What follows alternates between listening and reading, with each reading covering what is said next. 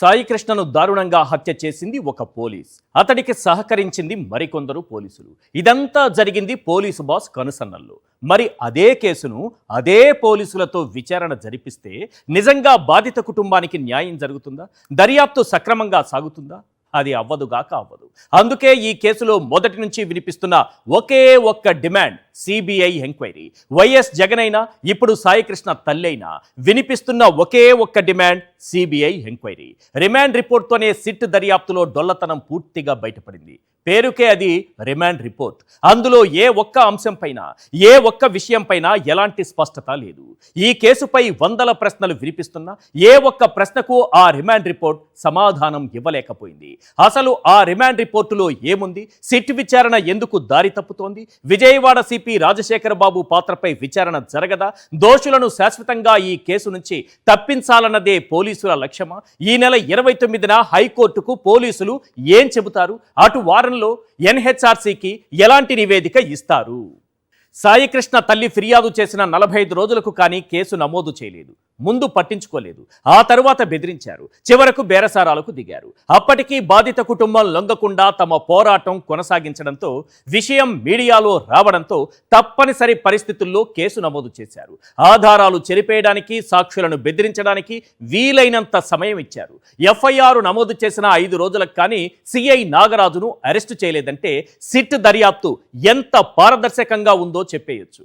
ఈ గ్యాప్లో ఇంకా ఏం ఆధారాలు మిగిలున్నాయి? ఇంటరాగేషన్లో సిట్ అధికారులు అడిగిన ప్రశ్నలకు ఎలాంటి సమాధానం ఇవ్వకుండా ఎలా మౌనంగా ఉండాలి అన్న దానిపై సిఐ నాగరాజు ఫుల్గా ట్రైన్ అయ్యారు. ఈ కేసు లోతుల్లోకి వెళ్లే ముందు, సమాధానం లేని ప్రశ్నల గురించి మాట్లాడుకునే ముందు, సిట్ దర్యాప్తులో ఎంత డొల్లతనం ఉందో చూపించే ముందు ఒక్కసారి రిమాండ్ రిపోర్టులో హైలైట్ పాయింట్స్ ఏంటో స్క్రీన్ పైన చూద్దాం. రైట్, ఇది అక్రమ నిర్బంధం, హత్య, సాక్ష్యాల మాయం కేసు. ఇది రిమాండ్ రిపోర్ట్లో ప్రధానంగా కనిపిస్తున్నటువంటి అంశం. మార్కాపురం నుంచి తీసుకొచ్చి కృష్ణలంక పిఎస్లో సిఐ నాగరాజుకు అప్పగించారు. సాయి కృష్ణపై నాన్ బెయిలబుల్ వారెంట్ ఉన్న కోర్టులో హాజరుపరచలేదు. సాయి కృష్ణ తల్లి అతడిని లాకప్లో చూసినట్టు వాంగ్మూలం ఇచ్చారు. ఒక ఎస్ఐ కృష్ణలంక పిఎస్లో సాయి కృష్ణను చూసినట్టు సాక్ష్యం చెప్పారు. సాయి కృష్ణ మిస్సింగ్ అంటూ హైకోర్టుకు తప్పుడు సమాచారం ఇచ్చారు. ఇంకా కొన్ని పాయింట్స్ ఉన్నాయి, చూద్దాం. కృష్ణలంక పిఎస్లో సీసీటీవీ ఫుటేజ్ డిలీట్ చేశారు. కస్టడీలో గాయాల వల్లే సాయి కృష్ణ మరణించినట్లు ప్రాథమికంగా నిర్ధారణ అయింది. కస్టోడియల్ టార్చర్తో మరణించిన సాయి కృష్ణ డెడ్ బాడీ మాయం చేశారు. సిట్ విచారణకు సిఐ నాగరాజు ఏమాత్రం సహకరించడం లేదు. సాయి కృష్ణ హత్య కేసులో సిఐతో పాటు మరికొందరి పాత్రపై విచారణ చేయాల్సినటువంటి అవసరం ఉంది. సిఐ నాగరాజు బయటకు వస్తే సాక్షులను ప్రభావితం చేసే ప్రమాదం ఉంది. డెడ్ బాడీ మాయం చేశారు. కనీసం బూడిదైనా ఉందా లేదా? సాయి కృష్ణను రమేష్ ఆసుపత్రి పక్కనే ఉన్న ఓ ప్రముఖ హోటల్లోని రూమ్ నెంబర్ 302లో బంధించారా లేదా? కొన ఊపిరితో ఉన్న సాయి కృష్ణను ప్రజా వైద్యశాలకు తీసుకెళ్లారా లేదా? అక్కడి డాక్టర్లు చేతులెత్తేయడంతో మణిపాల్ ఆసుపత్రికి తరలించారా లేదా? ఆ తర్వాత ఓ ఆర్ఎంపీ వైద్యుడితో హోటల్ రూమ్లోనే వైద్యం చేయించారా లేదా? మరణించాక సాయి కృష్ణ డెడ్ బాడీని ఆర్టీసీ బస్టాండులో పడేశారా లేదా? అనాథ శవంలా చిత్రీకరించారా లేదా? స్వర్గపురి శ్మశాన వాటికలో అనాథ శవం పేరుతో దహనం చేసేశారా లేదా? ఆ బూడిదను కృష్ణానదిలో కలిపేశారా లేదా? ఈ హత్య వెనుక భారీ ల్యాండ్ డీల్ ఉందా లేదా? ఆ ఎంపీకి సంబంధించి చిన్ని క్లూ కూడా దొరుకుతుందా దొరకదా? ఆ ఎమ్మెల్యేను తాతలు దిగొచ్చినా పట్టుకోవడం సాధ్యమా కాదా? Police boss to big boss ఈ లింకులు బయటపడతాయా లేదా? ఇలాంటి ప్రశ్నలకు సంబంధించి ఏ ఒక్క సమాధానం ఆ రిమాండ్ రిపోర్టులో లేదు. కట్టే కొట్టే తెచ్చే అన్నట్లుగా తూతూ మంత్రంగా ఆ రిపోర్టు తయారు చేశారు. ఎక్కడ చంపారు? ఎప్పుడు చంపారు? ఎలా చంపారు? ఏ ఆయుధంతో చంపారు? చంపాక ఏం చేశారు? ఆ బూడిదను కూడా ఎలా మాయం చేశారు? ఇలాంటి ప్రశ్నలకు సైతం ఆ రిమాండ్ రిపోర్టులో ఎలాంటి సమాధానాలు లేవు. రిమాండ్ రిపోర్ట్ సంగతి కాసేపు పక్కన పెడదాం. దర్యాప్తులో డొల్లతనం గురించి మాట్లాడుకుందాం. కృష్ణలంక పిఎస్లో సీసీటీవీ ఫుటేజ్ డిలీట్ చేశారని సిట్ అధికారులే చెబుతున్నారు కదా, మరి దాని రికవరీ సంగతి ఏంటి? ఎందుకు దానిపై దృష్టి పెట్టడం లేదు? కృష్ణలంక పిఎస్లో సీసీటీవీ ఫుటేజ్ మాయం చేయటంలో సిపి రాజశేఖర బాబు భాగస్వామ్యం ఉందా అన్న కోణంలో ఎందుకు దర్యాప్తు చేయటం లేదు? కృష్ణలంక పిఎస్, హోటల్, శ్మశాన వాటికలో ఫుటేజ్ డిలీట్ చేయడం చూస్తుంటే ఆర్గనైజ్డ్గా ఆధారాలు మాయం చేస్తున్నారా అన్న దిశలో ఎందుకు విచారణ జరగడం లేదు? సిఐ నాగరాజుపై ఎఫ్ఐఆర్ బుక్ అవ్వగానే ఆయనకు సన్నిహితంగా ఉండే ఆ ఇద్దరు కానిస్టేబుళ్లు ఎందుకు అజ్ఞాతంలోకి వెళ్లిపోయారనే దానిపై ఎందుకు దర్యాప్తు చేయటం లేదు? కృష్ణలంక పిఎస్ లో సుమారు 100 మంది సిబ్బంది ఉన్న సాయి కృష్ణను కొట్టి చంపుతుంటే ఏ ఒక్కరూ చూడకపోవడం ఏంటి అన్న దానిపై ఎందుకు విచారణ జరగడం లేదు? సాయి కృష్ణ హత్య వెనుక రాజకీయ ఒత్తిళ్లు, రియల్ ఎస్టేట్ వివాదాలు ఉన్నా ఆ దిశగా ఎందుకు దర్యాప్తు చేయటం లేదు? ఇలా ఆ కృష్ణలంక పిఎస్ చుట్టూ సాయి కృష్ణ హత్య కేసును విచారిస్తున్న సిట్ చుట్టూ అనేక ప్రశ్నలు తిరుగుతున్నాయి. కాకపోతే వాటికి సమాధానాలే కరువయ్యాయి. ఇక్కడ మరో వింత ఏంటంటే ఈ హత్యకు అసలు మోటివ్ ఏంటి అన్న దానిపైన సిట్ విచారణ చేయటం లేదు. నేరం ఏదైనా దానికి ఒక మోటివ్ అంటూ ఒకటి ఉంటుంది. అసలు సాయి కృష్ణను చిత్రహింసలకు గురి చేసి చంపేయాల్సిన అవసరం సిఐ నాగరాజుకు ఏముంది? ఎవరు చెబితే ఆ పని చేశాడు? సీసీటీవీ ఫుటేజ్ డిలీట్ అయిందని చెప్పారు. సరే, సిఐ నాగరాజు కాల్ డేటా బయటకు తీశారా? సిపి కాల్ డేటా బయటకు తీశారా? మృతుడు సాయికృష్ణ కాల్ డేటా, అతని ఫోన్ డేటా బయటకు తీశారా?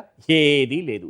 ఈ కేసులో ఒక సామాన్యుడే ఇన్ని కోణాల్లో ఆలోచిస్తుంటే, ఒక సామాన్యుడే ఇన్ని ప్రశ్నలు సంధిస్తుంటే పోలీసులకు ఆ మాత్రం తట్టదా? ఎందుకు తట్టదు సార్? బాగానే తడుతుంది. అంత సిన్సియర్గా దర్యాప్తు చేస్తే పోలీస్ బాస్, బిగ్ బాస్ పేర్లు బయటకు వస్తాయే. అందుకే పోలీసులు ఆ పని చేయరు, చేసే సాహసం అస్సలు చేయరు. 1 నెల పాటు కృష్ణలంక సీసీటీవీ ఫుటేజ్ భద్రంగా ఉంచాలని హైకోర్టు ఆదేశించినా లెక్క చేయకుండా ఏడాది పాటు ఫుటేజ్ డిలీట్ చేశారంటే సాయి కృష్ణ కేసు ఒక్కటే కాదు, అంతకు మించి ఇంకేదో అందులో ఉంది. గత మే నెలలోనే క్రాంతి కుమార్ అనే దళిత యువకుణ్ణి కూడా ఇలానే స్టేషన్లో పెట్టి చిత్రహింసలకు గురి చేశారు. చివరకు పోలీసులు కొట్టే దెబ్బలు తట్టుకోలేక అతను ఆత్మహత్య చేసుకున్నాడు. కృష్ణలంక పిఎస్ లో ఇలాంటి సాయి కృష్ణలు, క్రాంతి కుమార్లను ఎందరిని బలి తీసుకున్నారు? అవన్నీ బయటకు రాకూడదనే మొత్తం ఏడాది ఫుటేజ్ డిలీట్ చేశారా అన్న అనుమానం కలుగుతోంది. కేవలం కృష్ణలంక పోలీస్ స్టేషన్లో మాత్రమే కాదు, రాష్ట్రంలోని దాదాపుగా అన్ని పోలీస్ స్టేషన్లలోనూ ఇలానే జరుగుతోంది. కాకపోతే కొన్ని దారుణాలు బయటకు వస్తున్నాయి, మరికొన్ని తెరమరుగవుతున్నాయి. సాయి కృష్ణ, క్రాంతి కుమార్తో పాటు గంగమ్మ, తిరుపతమ్మ, కళావతి కూడా పోలీసుల వేధింపులకు బలయ్యారు. ఇవన్నీ కేవలం 1 నెల రోజుల్లోనే జరిగినటువంటి ఘటనలు మాత్రమే. మరి కూటమి అధికారంలోకి వచ్చిన 2 ఏళ్ల వ్యవధిలో ఈ కస్టోడియల్ టార్చర్లు, వాటిని తట్టుకోలేక ఆత్మహత్యలు, లాకప్ డెత్ల సంఖ్య తీస్తే మతులు పోవడం ఖాయం. సాయి కృష్ణ తల్లి చంద్రబాబును కలిసిన తరువాత తమకు న్యాయం జరిగిందంటూ ఓ స్టేట్మెంట్ ఇచ్చారు. బహుశా చంద్రబాబు అలా నమ్మించి ఉండొచ్చు. ఆ స్టేట్మెంట్ ఇచ్చిన 2 రోజులకే ఆమె ఈ సిట్టు దర్యాప్తుపై తమకు ఎలాంటి నమ్మకం లేదని జ్యుడిషియల్ విచారణ జరిపించాలని కోర్టును కోరారు. మరో 24 గంటలు గడవగానే ఈ కేసు సిబిఐకి అప్పగించాల్సిందేనని డిమాండ్ చేస్తున్నారు.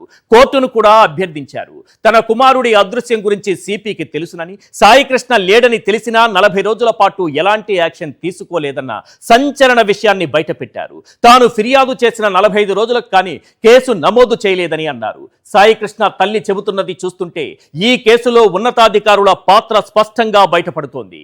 ఈ కేసులో పోలీస్ కమిషనరేట్ పరిధిలోని ఉన్నతాధికారుల ప్రమేయాన్ని బయటపెడుతోంది. నాగరాజు అరెస్ట్ కేవలం కంటి తుడుపు చర్య మాత్రమేనని, చంద్రబాబు నియమించిన సిట్ కేసును తప్పుదోవ పట్టించే దిశగా దర్యాప్తు చేస్తోందన్న విషయం తేలిపోతోంది. ఈ కేసు నుంచి దోషులను శాశ్వతంగా తప్పించాలన్న దిశగానే విచారణ సాగుతోందన్న విషయం స్పష్టమవుతోంది. అంతేకాదు, సాయి కృష్ణ తల్లి హైకోర్టులో వేసినటువంటి హెబియస్ కార్పస్ పిటిషన్ను క్లోజ్ చేయించే ప్లాన్ కూడా చేస్తున్నారు. ఇప్పటికే ఎఫ్ఐఆర్లో పెట్టిన సెక్షన్లు, రిమాండ్ రిపోర్టులో ప్రస్తావించిన అంశాలు హత్య జరిగిందనే విషయాన్ని స్పష్టం చేస్తున్నాయి. అలాంటప్పుడు హెబియస్ కార్పస్ పిటిషన్కు అర్థం ఉండదు.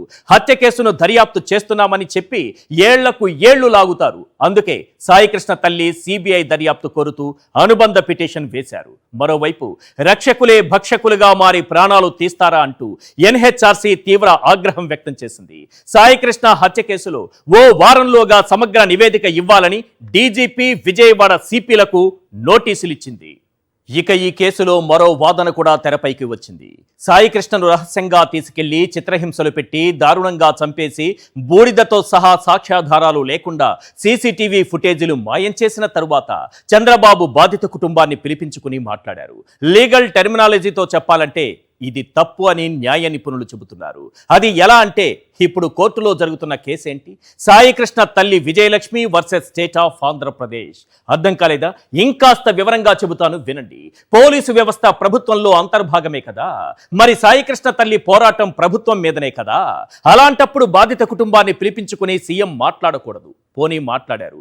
ఓపెన్గా మాట్లాడారా అంటే అది లేదు. కలిసిన తరువాత ఆ విజువల్స్ ఎడిట్ చేసి మీడియాకు వదిలారు. అంటే ఒక తప్పును కప్పిపుచ్చుకోవడానికి మరో తప్పు చేస్తున్నారు, దాన్ని కప్పిపుచ్చుకోవడానికి మరో తప్పు, ఇలా తప్పులపై తప్పులు చేస్తున్నారు. ఒక్కటి మాత్రం నిజం, కర్మకు కాల పరిమితి లేదు. చేసిన పనిని చేసిన వాణ్ణి వెతుక్కుంటూ వస్తుంది. చట్టం మీ చుట్టమైపోవచ్చు, న్యాయస్థానాలలో తీర్పు వాయిదా పడవచ్చు, కానీ కర్మ తీర్పు ఎన్నటికీ వాయిదా పడదు. ఇది మాత్రం గన్ షాట్.